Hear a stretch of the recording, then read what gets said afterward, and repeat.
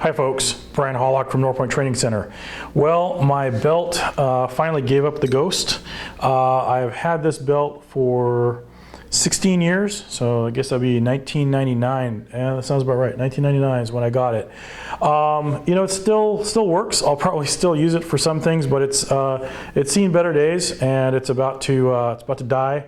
And so I'm going to replace it. But that gave me a good thought, which is this is probably a good time to do a YouTube video about belts. Now I'm going to replace it with pretty much the exact same belt.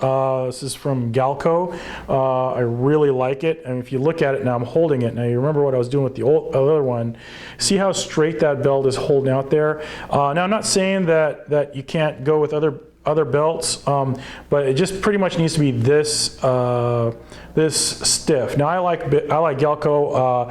I've worn their products for years. I think that they make excellent products, and so that's why I'm going with them. But there's some good ones. I have a really good belt from Looper, and there are some other really good holster manufacturer belts out there. Probably the biggest reason I'm doing this video is I will see on the range and classes at IDPA matches, guys will show up, they'll have great equipment, awesome gun, great holsters, and then they'll have a belt that looks like something that their grandma bought for them.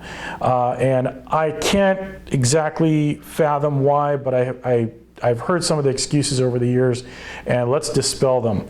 First of all, you know, guys will have no problem spending $50, $70, sometimes as much as $100 on a good quality holster, because it seems like that's important. You know, the holster is related to the gun.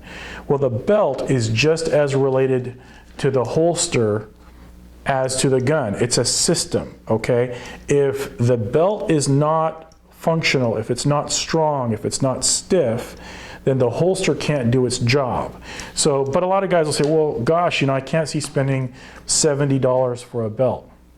Let's put some things in perspective. First, you already spent, you know, $70 on a holster that fits one gun. You could spend $70 on a belt that'll fit all your guns, and it'll also keep your pants up, and you can use it even when you're not carrying a gun. So it's all-purpose, utilitarian, and it's kind of universal. It's not like you have to have one of these for every single kind of gun that you have. But it's not unusual for me to run into guys that'll have 3, 4, 5, you know, really expensive holsters, and they'll have one really crappy belt that they use. Why not have one really good belt that you use to go along with that? The other one that I'll hear is people tell me, well, it's so expensive. I mean, you know, I could go buy a belt for $5. Yeah, you can. I get that, but let's keep something in mind. These things are not ordinary belts. I mean, this thing has been with me for 16 years, and it's finally kind of given up. It's really held up. I mean, I've put this thing through, Lord knows how much torture. It's not even fair what I've done to this silly thing, and it's held up. If you do the math, you know, over say 16 years at $70, the thing cost me probably $4 or $5 a year, right? I mean, that's for the longevity that these belts have. They are very, very economical. They are very high quality, and they will improve your shooting. That's probably the best incentive that I can give you.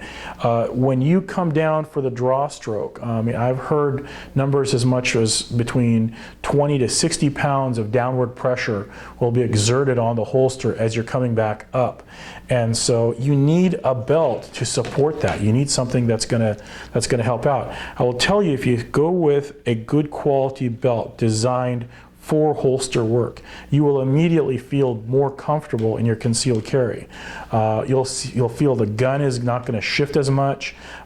Bigger guns that you may have been less interested in carrying are not going to feel as heavy or as bulky when you have a good quality belt keeping it cinched in on you. I've even seen guys go to the sort of the inside the waistband hybrid type holsters because they have crappy belts. Well, just fix that. go get yourself a decent belt, a good quality belt that's stiff, that's going to hold up. Basically, my rule of thumb is if your belt looks like it needs Viagra, it's pretty much not going to be usable. And here, if it stands up, if you can hold it like this and it just stands up, then that's a good quality belt.